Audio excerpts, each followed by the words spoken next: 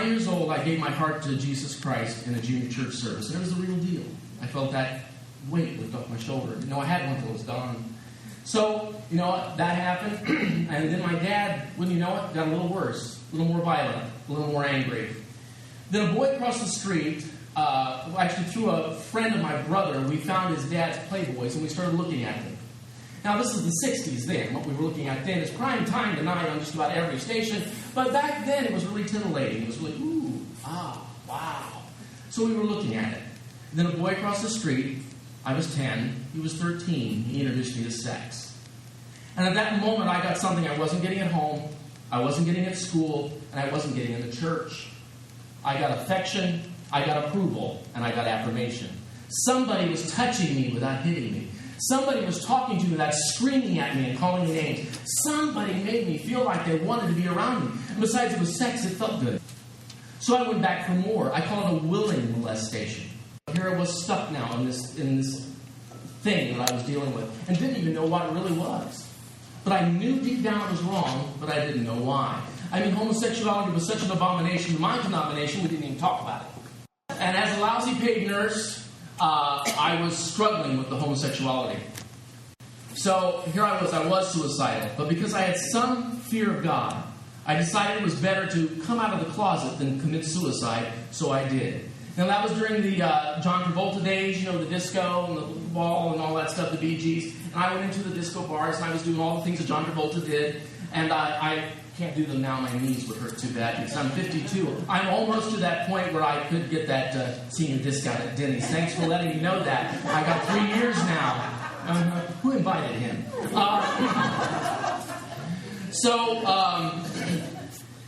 I was there at this, and it was fun. It was fine for a while. Just like the Bible says, there's pleasure in sin for a season. But that was about the time the AIDS epidemic hit. And when it was first hit, it wasn't called AIDS. It was called GRID, gay-related infectious disease or gay-related immune disease. I remember it as infectious disease, but I could be wrong. And that's when it hit. Of course, it wasn't very politically correct, and the homosexual lobby got them to change it to acquired immune deficiency syndrome. And they argued that it's not just homosexuals who are getting this disease. Heterosexuals get it too. HIV drug users get it too. And that it was rampant all over Africa, and it had nothing to do with homosexuality. Okay, so they changed it. And they called it AIDS even before they found the actual culprit, the actual virus, which is HIV, human immune virus. So I volunteered for the Dayton Area AIDS Task Force then, and I was volunteer, and I would help these guys who were infected with AIDS. And at that process, too, I was getting my RN and went back to school. And I would give them their medication. Sometimes I'd cook them a meal. I'd just sit there with them or take them someplace they needed to go, like to the doctor when I could. And they knew about my Christian background, and they'd ask me correct questions like, does God hate me? Am I going to hell? Would you read my favorite Bible verse at my funeral? Would you do my eulogy? Would you tell my son and daughter what happened to Daddy? And I did those things. All those things. I remember one of the most traumatizing events wasn't telling a child. It was telling parents who, they flew in from California. They flew into Miami Valley, and they came to Miami Valley Hospital where I picked them up at the airport. And we went into the morgue. And that's where the mom discovered that her son had died of AIDS and that he was gay. And that was a rough time. So I did all those things. And through the passage of time, just a few years, I watched 100 of my friends and acquaintances die of AIDS before I quit counting. And there have been many, many more since then. And it still affects me now. Because I know it's a miracle that God has spared me from that. Because I should have had it. But I don't. So I think God had a plan. So in the process of all that, I'm doing that. And then this guy I was dating took me to this fancy foo-foo reception of the Human Rights Campaign Fund, as was called then. Very well respected on Capitol Hill. They are extremely professional. They know what they're doing. And they're very accomplished at what they're doing. So they taught me how to do grassroots activism, how to read legislation, and how to lobby my elected official. And I also lobbied for the Gay and Lesbian Civil Rights Bill, an amendment to the Civil Rights Act of 1964, which is repeatedly introduced by Ted Kennedy. Obviously, he's not doing that anymore. But fret not, Barney Frank is there to make sure that happens. So that's how I lobbied. At that time, though, I was getting very frustrated, very disgusted. I was getting burned out, and I was questioning a lot of things. I was questioning, the homosexual lifestyle because it looked like a dead end to me. It looked like something that was just so ugly. Here we are. You go to the bar, you hook up, and it's just back and forth stuff. It just seems so shallow, so lust-filled, so immature. But I was there and too prideful to do anything about it. I stayed there for a little while. So when we went to this reception, like I said, I was so impressed. I became so involved with this organization. One of the things that I did is that I had to see what the other side was doing. You know the other side? You homophobic, Bible-thumping hypocrites, Christians like you. That's you people. There, you guys. So I would watch, the 700 Club with Pat Robertson. I wanted to go through the TV and choke that man. Then that was about the time, too, there was PTL, remember that? Tammy Faye and the River of Mascara. And then there was TBN. You remember that lady with the pink wig? And she still got it. God help us. So I would watch those, and they would have testimonies of people who left the homosexual lifestyle.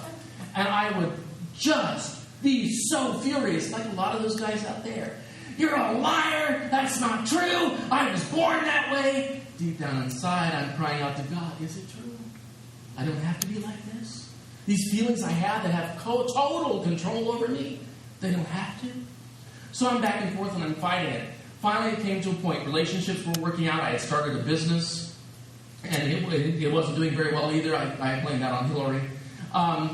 And so all those things were happening, and I came to this point where I was watching this television show where they had a panel of ex-gays and ex-lesbians there talking about how they left the homosexual lifestyle and how it was Jesus Christ that helped them do that. Okay, all right. So finally, on Thanksgiving weekend, 19 and a half years ago, I called a prayer line. 2,500 miles away from me on TBN, the lady with the pink wig. She didn't answer the phone, it was somebody else. So I called out there, and this guy answers the phone, and I had a hard time telling him why I was, calling. It's called shame, conviction. Finally, and it made no sense. He's 2,500 miles away. It's a telephone, all right? He can't see me. I can't see him. I haven't even told the man the name yet. I don't even know what his name is, but I'm having a hard time telling him why. When I finally blurted it out, I said I'm gay, and I don't want to be like this anymore. And if it's possible to change, I want to. I want to know how it happens. And he said, and he chuckled. I got a little indignant. He says, no. He said, you're just the 7th or 8th person tonight who's called for the same reason. I wasn't the only one who wanted out. So I said the sinner's prayer. I knew the sinner's prayer. I led people in the sinner's prayer. There weren't any bells or whistles. There weren't any fireworks that night. But I had peace. I slept. So I started looking for a church. And I wound up at this Assemblies of God church, about 400 people. And they were really great. Because, I wasn't your flaming faggot, excuse me, but I can say that because I've been there and done that. The ones that their wrist is so limp that when the wind blows, they slap themselves in the face. I wasn't one of them. So I went to this church, and they accepted me and all that with my bleached blonde hair, feathered back, and a mullet. Yes, that was back then, all right? It was back then.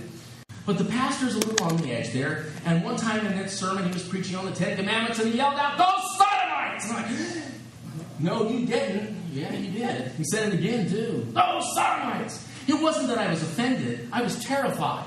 I'll never be able to tell that man what my struggle is. I'll never be able to share with him what's going on inside me. They're going to tar and feather me and put me out in front of the church with a big sign that says sodomite. So I said, God, you got to do something.